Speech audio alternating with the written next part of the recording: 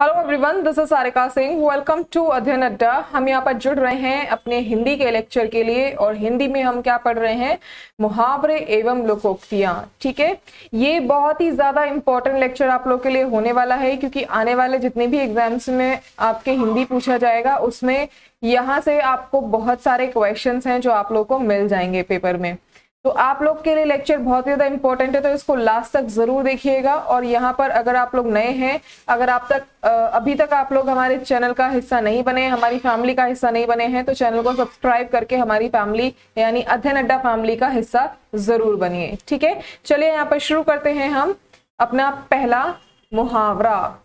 ठन ठन गोपाल का अर्थ है। ठन ठन गोपाल का अर्थ क्या है कि भैया ये तो ठन ठन गोपाल है, इसके पास में कुछ भी नहीं है, तो क्या हो गया, इसका मतलब क्या हो गया कि क्या है, ये कंगाल है। ठीक है, ठन ठन गोपाल।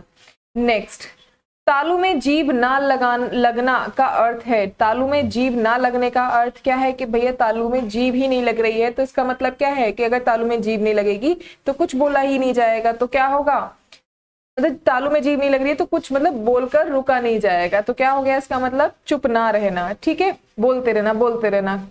ठीक है, नेक्स्ट, बांसों उछलना। बांसों उछलना का अर्थ क्या है। बांसों उछलने का मतलब है कि ये बहुत ज्यादा मतलब इसने एग्जाम क्रैक क्या कर लिया है, तो बांसों उछल रही है। तो बांसों उछलने का मतलब क्या है कि बहुत ज्यादा क्या हो रही है, प्रसन्न होना। ठीक है, प्रसन्न हो रही है। नेक्स्ट, भाड़ झोंकना का अर्थ है। अब आप लोग बोल देते हैं कि किसी भी चीज के लिए कि भैया क्या है, मतलब भाड़ झोंक जा। ठीक है, तो भाड़ झोंकने का क्या मतलब होता है कि व्यस्त समय नष्ट करना। ठीक है, आपने क्या कर दिया, अपना व्यस्त समय जो है उसको क्या कर दिया, नष्ट कर दिया है। ठीक है, नेक्स्ट,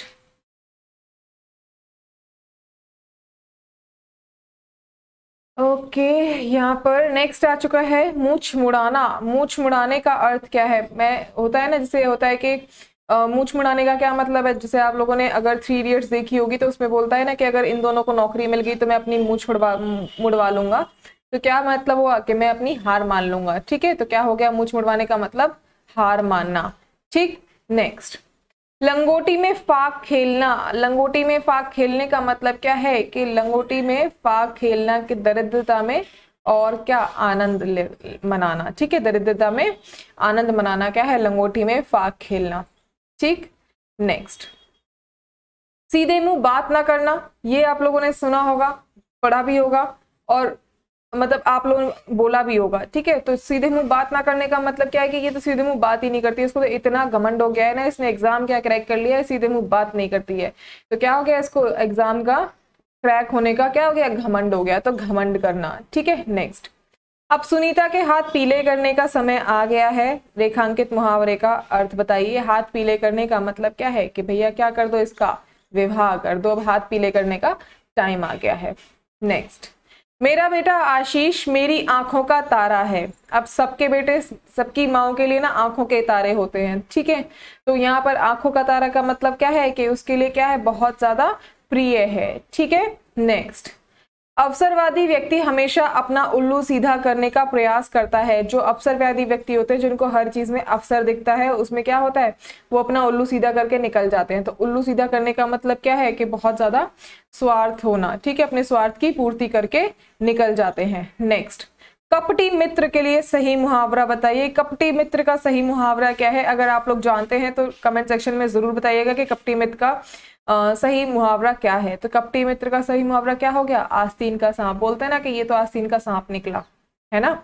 नेक्स्ट, बात तय थी लेकिन ऐन मौके पर उसके इनकार करने से सारा काम रुक गया। तो सारा काम रुक गया का क्या मतलब हुआ यहाँ पर कि सारे काम का क्या हो गया, गुड़ गोबर करना। क्या करना, गुड़ गोबर करना। ठीक है, सारे काम का उसने क्या कर दिया, गुड़ गोबर कर दिया ऐन मौके पर। नेक्स्ट, मुंशी प्रेमचंद्र उपन्यास सम्राट कहे जाते हैं तथा क्षेत्र में उनका उनका लेखन अति उत्तम है। रेखांकित वाक्यांशों के लिए उपयुक्त मुहावरा है।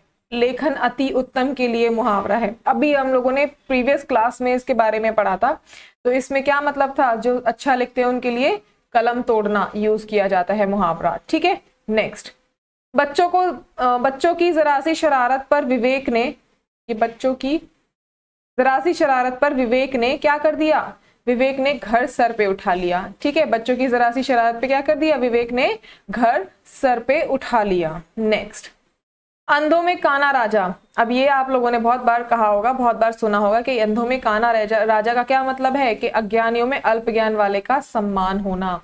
क्या होना, अज्ञानियों में अल्प ज्ञान वाले का सम्मान होना, कि जहां पर बिल्कुल जो बिना पढ़े लिखे हैं, जिनको कोई ज्ञान ही नहीं है, उसमें अगर थोड़ा बहुत किसी को ज्ञान है तो उसका सम्मान होना। ठीक है, नेक्स्ट, अपने पैर पर कुल्हाड़ी मारना का क्या अर्थ है। अपने पैर पर अगर कुल्हाड़ी मार लेगा तो क्या होगा कि खुद को ही क्या पहुंचाएगा, हानि पहुंचाएगा, तो स्वयं अपने को हानि पहुंचाना। ठीक है, नेक्स्ट, अंधेर नगरी का अर्थ है, अंधेर नगरी का अर्थ क्या है कि भैया ये क्या है, ये तो अंधेर नगरी है। कई बार आप लोगों ने ये चीज मूवी में सुनी होगी, जब कोई केस हार जाता है तो क्या है, उसको बोलते हैं ना कि ये तो क्या है, ये अंधेर नगरी है। तो इसका मतलब क्या हो गया कि अन्याय की जगह है, यहाँ पर न्याय नहीं, यहाँ पर अन्याय हो रहा है। पैसे वाले जो लोग हैं वो जीत रहे हैं और जिन पे पैसा नहीं है वो हार जा रहे हैं, सच होने के बावजूद भी। ठीक है, नेक्स्ट, आग में घी डालना का अर्थ है, आग में घी डालने का क्या अर्थ है कि कोई एक तो पहले से ही कोई क्रोधित है और उसमें आग में घी और डाल दिया, यानी कि उसको और उत्तेजित कर दिया, कि मतलब और भड़का दिया कि तुम और लड़ो। ठीक है, तो क्या मतलब हुआ इसका, किसी के क्रोध को भड़काना। ठीक है, नेक्स्ट, आड़े समय पर काम आना। आड़े समय पर काम आने का मतलब होता है कि जो मतलब होता है ना, आड़े समय पर काम आने का मतलब है कि किसी के बुरे वक्त में काम आना। ठीक है, तो क्या मतलब है इसका, मुसीबत में सहायक होना। नेक्स्ट एंड लास्ट है आज का, इसमें ईमान बेचना का अर्थ है। ईमान बेचने का अर्थ क्या है कि अपना मतलब उसने क्या कर दिया, अपना ईमान बेच दिया, जो अपना काम था वो नहीं किया, तो मतलब क्या हो गया, अपने कर्तव्य से हट जाना। ठीक है, ये जितने भी यहाँ पर आप लोगों ने मुहावरे सीखे हैं, आई होप आप लोग को समझ में आए होंगे और अच्छे भी लगे होंगे। ये जितने भी मुहावरे मैं आप लोग के लिए लेकर आ रही हूँ, बिल्कुल सिलेक्टेड मुहावरे हैं जो एग्जाम के पॉइंट ऑफ व्यू से बहुत ही ज्यादा इंपॉर्टेंट हैं। ठीक है, आपको यहाँ पर कोई पूरी बुक नहीं पढ़ा रही हूँ मैं, यहाँ पर बिल्कुल सिलेक्टेड आप लोग के लिए लेकर आ रही हूँ, जो एग्जाम में कई बार पूछे गए हैं और आगे भी पूछे जाते हैं। ठीक है, चलिए, तो यहाँ पर आप लोग को समझ में आया तो चैनल को सब्सक्राइब कीजिए, वीडियो को लाइक कीजिए, शेयर कीजिए अपने फ्रेंड्स के साथ में, वो भी किसी ना किसी एग्जाम की तैयारी कर ही रहे होंगे तो उनको भी ये हेल्प करेगा लेक्चर। तो आप लोग ज्यादा से ज्यादा अपने फ्रेंड्स के साथ में हमारे साथ कनेक्ट हो सकते हैं, अपने फ्रेंड्स को कनेक्ट कर सकते हैं। तो आप लोग यहाँ पर अपनी तैयारी का लाभ उठाइए, फ्रेंड्स को बोलिए कि वो भी तैयारी करें और हमारे साथ जुड़े रहें। ठीक है, चलिए, thank you so much everyone, take care, stay healthy, stay blessed, thank you.